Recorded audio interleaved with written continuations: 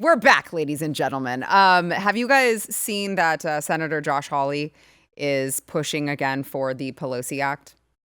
You remember what that is? Preventing elected leaders from owning securities and investments. So it would, of course, ban members of Congress and their spouses from trading or holding individual stocks. Let's go ahead and play that clip from Josh Hawley. And I just think that this is such a simple proposition. The American people, when I go home and I say to folks, they ask me about stock trading, here's the thing that absolutely stuns them. They can't believe that it's legal already. They can't believe we can currently do it. Most members of the public think it's already banned. And when I say, actually, it's 100% legal, they say, why? And there's no good answer to that question.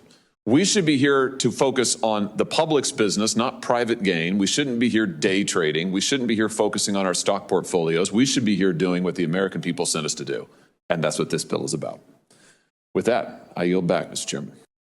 I just love the troll in this, that he's just like, PELOSI Act, because of course Nancy Pelosi is the poster child for all of this. He was talking about watching Nancy Pelosi get rich through insider information. And I mean, you've seen that. Her estimated net worth, $250 million. Crazy, man. $250 million. Trade volume from disclosed transactions, 161 million. And, you know, I like to give the preface whenever we talk about anything math related. Like, I'm not a math girl. I'm not a mathematician. But I have a hard time understanding how someone who makes $175,000 a year in Congress for the 289 years that she's been alive somehow ends up with a net worth of $250 million. What would Nancy say about that? What would her answer? You shut your mouth, Matt Marsden. You don't know what Nancy Pelosi would say about that. I would say, I didn't do it. I'm innocent. Just like O.J. Simpson, okay? Paul is just very smart managing my trades. He's not good at dodging a hammer, though. Anyway. Whatever happened to that Anyway. story? Yeah, that kind of It got pretty buried, didn't it? That was odd. So with this act, they would still be allowed to, and it's reasonable, they can still invest in mutual funds, ETFs, and U.S. Treasuries. But the problem here is that I don't think that this will ever happen because there are too many people on both sides of the aisle who are doing this right now. Looking at you, Eye Patch McCain. He's one of the worst ones as well. So it's really frustrating. And I know, Eric, I'm sure you've done videos on yes, several. Exact topic, because it's just really frustrating that these people he so often calls criminals. That's because they are. They are. And they are profiting off of their position. And it just feels like there's just no end in sight because you've got a couple good guys like Josh Hawley who's like, hey, we should do this. You've got a couple good guys like Ted Cruz who are like, hey, we should have term limits. And the rest of them are like, nah, let's just do this forever and get really rich. Yeah, I think what you're seeing is that it's like the government doesn't, in terms of the Congress, doesn't really have any sort of incentive to do anything positive, like especially for the American people, because it requires them to almost cripple themselves. So you mentioned things like term limits, or this right here would be another limitation that really it prevents them from being able to, not only for themselves, but especially outsiders, leverage their position and line their pockets up, right? So I think what people are seeing, and I believe I spoke on this on the show last week, in that people, this is just one of the more blatant examples of it, where people see just how really government isn't structured to do good things. It's not. I know it's a pretty comfortable thing for us to think, because who wants to go to sleep at night realizing that, well, this country is ran by a bunch of absolute criminals that don't really have incentive to fix the problem. But that's the honest to God's truth.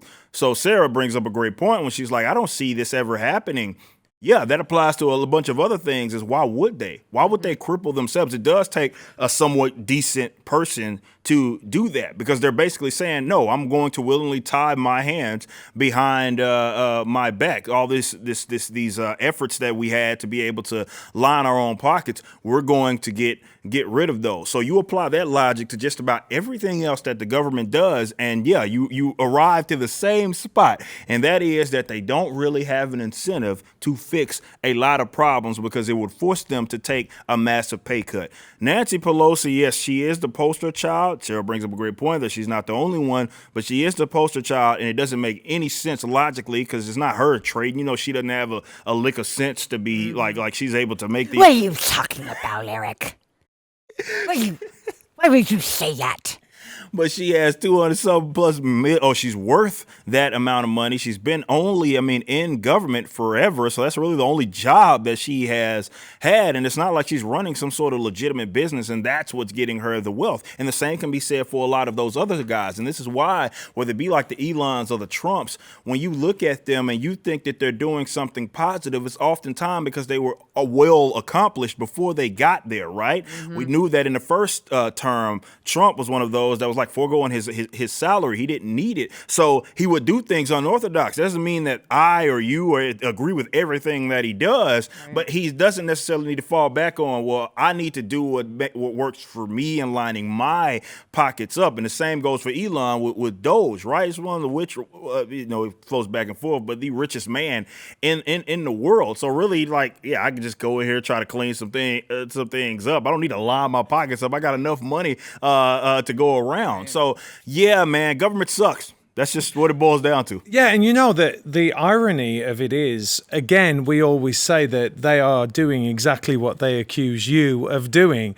How many times have we heard from Democrats that Elon is stealing? I mean, it's so funny that they say, he's corrupt, he's only doing it to steal, and Trump, he's just doing it to line his own pockets. Those guys have only lost money since they've been trying to do good. Facts. That's all they've done is that, Tesla stock went down. It's almost required. Like, if you're going to do good by the government, you're going to lose money. Yeah. Yeah. And look, I mean, that's a great point. Again, it's taken Trump initially going in and getting absolutely screwed, like not just financially, personally. They've gone after him, they've gone after his family.